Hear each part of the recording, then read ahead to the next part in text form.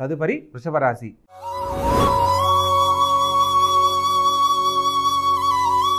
ఈ యొక్క వృషభ రాశి జాతకులకు ప్రస్తుతం అన్ని రకాల యోగ్యతను పొందేందుకు ఈ వారం అనుకూలంగా ఉంటుంది.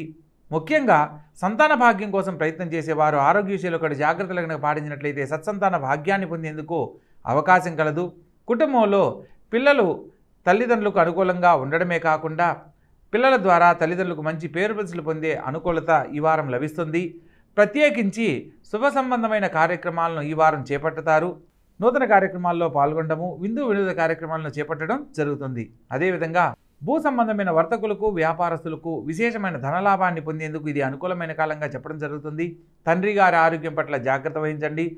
ముఖ్యమైన కార్యక్రమాల్లో ఆలోచించి నిర్ణయం తీసుకుని ముందడుగు వేయాలి. ఈ వారం అనుకోని ఖర్చులు అధికమయ్యేందుకు అవకాశం ఉంది కాబట్టి ఖర్చును నియంత్రించే విషయంలో తగు జాగ్రత్తలు తీసుకోవాలి. మొత్తం మీద ఈ రాశి వారికి సూర్య భగవంతుని ఆశీస్సులు సంపూర్ణంగా పొందడానికి సూర్య నమస్కారాలు, ప్రత్యేకంగా ముఖ్యమైన పనుల్లో ఆటంకాలు తొలగిపోవడానికి గురుగ్రహ సంబంధమైన పరిహారాలు తప్పనిసరిగా ఆచరించాలి.